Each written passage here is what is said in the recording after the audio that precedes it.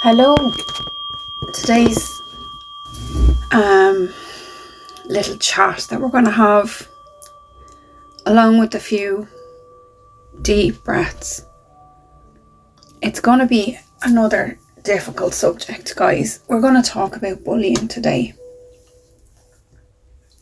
How many of you have been bullied in an employment situation?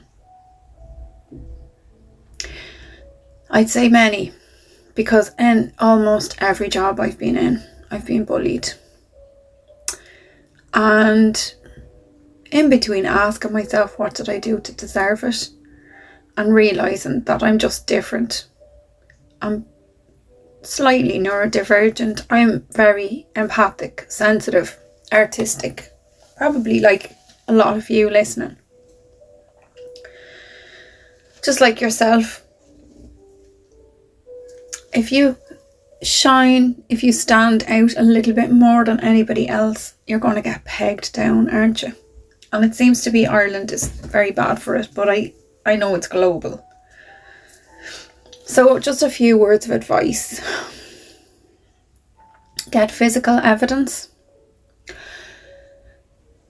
I've had my emails blocked so that I couldn't have the evidence before I got a chance to send it to my own email. That's why they have these private work email kind of things, so that they can sabotage any attempt you have to report anything that HR is fully aware of and is doing absolutely nothing about, because they don't give a damn about your mental health. And HR is not there to support you. They're there to support the company, which isn't a soul, isn't a being, isn't a person. It's just a legal entity that has more rights than you or I, which is an absolute legal disgrace. So keep your records separate to your email. When you report things to your employer, always CC yourself on your private email, and if possible, a solicitor or someone who looks legal in standing as well. Speak to the person that's bullying you in front of everyone else the way they're bullying you, and just say, what did you say? Are you saying something to me? You know, you can say it in a calm way. Look, these are suggestions, and I have been unable to implement most of these. That's why I'm able to tell you about them. If possible, and also I know this isn't possible because most people who work with you, you could drop dead in front of them and they'd be like, oh, wasn't that a shame? They don't give a damn either. To all my friends that used to be colleagues, you know it's true. Because if you're still my friend, then you've witnessed some of the stuff I've gone through. Mean girls, jealousy, blocking getting work. All these things happen. Gossiping is the least of it. I mean, gossip till you want. I don't mind if you want to talk about me, you know, I don't care. Like, if you've nothing better to do, fine. But it's the malicious behaviour, lies. I've had one lie to a government department about me. They'll get away with murder, these ones. But karma will always get them. So if you've been through the mill and you're worried that they're getting away with it, and you feel guilty at night when you can't sleep because your mental health has been affected, that somebody else is going to suffer through it, and there's nothing you can do about it, because you know, you feel you didn't have the legs to stand up and defend yourself. That's okay. I've never had anyone in my corner, ever. People are, my family support me at home, like, or my friends will say that's a shame, and they lend me their ears, and that's great, and they'll make me cups of tea and everything, and like chat, and they'll give me their opinion and their advice. But like, there's nobody that has to go in there and deal with that, only you.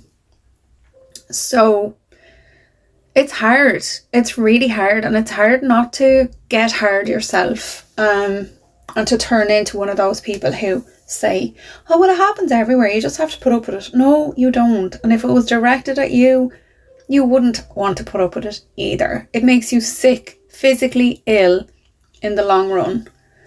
And I believe my health is my wealth. And if you also want to live according to your own terms, with peace in your heart and not sickness in your stomach at all times, and trying to look the same as everyone else and watching what everyone says to you, listen, we're not robots.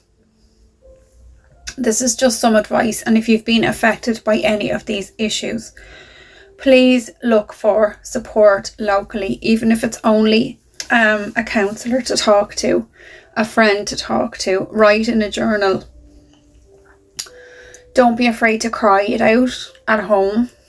I've cried in school, in work as well, when I was being bullied, and I don't really care what people think. If they think it's weakness, they don't. Everyone knows that crying is not weakness now. It's starting to come out. We were not encouraged to show our feelings in past generations, and it's trickled down. So, but people are learning, we are learning to be kinder to each other, to be understanding. And the key of all of the bullying as well is you don't have to be, but you can be the bigger person. You can forgive them. You can thank them for redirecting you, for showing you how not to be, for showing you where you don't want to be. And in some cases for me, my intuition got really strong. Like, so the last person, before I even met her, I knew, when I heard her name, I knew she was trouble for me immediately. So I tried my best to be her friend, because not a friend, her friend, best friend. We're at work, but her work friend, civil, friendly. Anyways, all I'm saying is it builds some kind of character in you. So do not allow it to bring you down. Use positive affirmations. Big yourself up. Look in the mirror. Tell yourself you're amazing, because you are. Make sure that you always look as best as you can when you go in. Get your hair done. You know, whatever you have to do to make yourself feel good. I always recommend eating well as well, because when I'm going through these things, I tend to eat badly. And then it affects my gut and my anxiety gets worse. So don't let that happen to you. Yeah. And take care of yourself. And if you see someone else is struggling, reach out. Reach out, because people are not reaching out to each other enough. And people will sometimes reach out to you in the moment, but they forget about you in 5 minutes. If you see someone is upset, help them. If they're new, help them. I did all these things. I still was forced out by the bullies. But I will never change. I'm never going to change for those people. They won't ever get me to stop being a good person the best way I know how. And if someone is being a besom, as my great granny would say, call them a besom.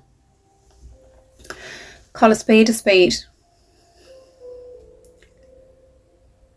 Now, let's take a couple of nice breaths together, because even talking about this, I'm sure listening is the same.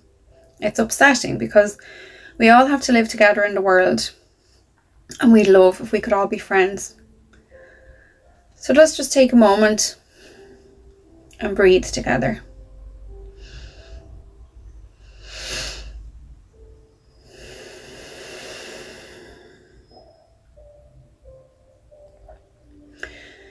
As you breathe in, try to gather up all the parts of your body that are tense. And breathe out. Throw it out there. Get it out of your system. You don't need to carry that around with you anymore. You are a wonderful, beautiful, shining light in this earth, in this universe. And you deserve to sing and dance and smile and laugh and be happy and be free. And it's nobody's business what they say about it. And don't try not to mind them as much as you can. And if they start getting to you, remove yourself from the situation. before your body removes you, because your body will make you sick. If you can't go before it happens, you'll catch a cold or something will bring you out of the place. I caught a fever last time and I was a week off. The time before that I got sick as well. Another time, somebody died belonging to me and I had to go. But anyway, it doesn't have to be so bad. So just make sure that you take a few quiet breaths to yourself every day. In the middle of work, go outside, go for a walk if you're near nature. Get to a tree, get to a body of water, some animals if there are birds. Go on the phone, talk to a friendly friend on your break. Make sure you take your breaks. Breaks are not for work. Breaks are legal requirements for you to rest. And I know that if you're sensitive like I am, it's hard to chop all those cords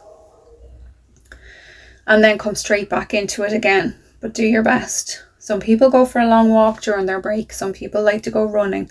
I tried one time to go swimming on my lunch break, but it was too much. Do what you can do. Some people go to the gym in the morning before they even go into work. Some people work at night so they can do different things during the day. Find what works for you. And try and be lovely to each other out there, because the world is hard enough. We're learning. Every day we're learning to be nicer to each other. So God bless. Take care of each other. And remember, even if you don't believe in God, you are God. I am God. Everyone is part of this creation, which is called God for short. It's just good, orderly direction in the artist's way. Be with peace and grace and ease until we talk the next time. God bless. Bye bye.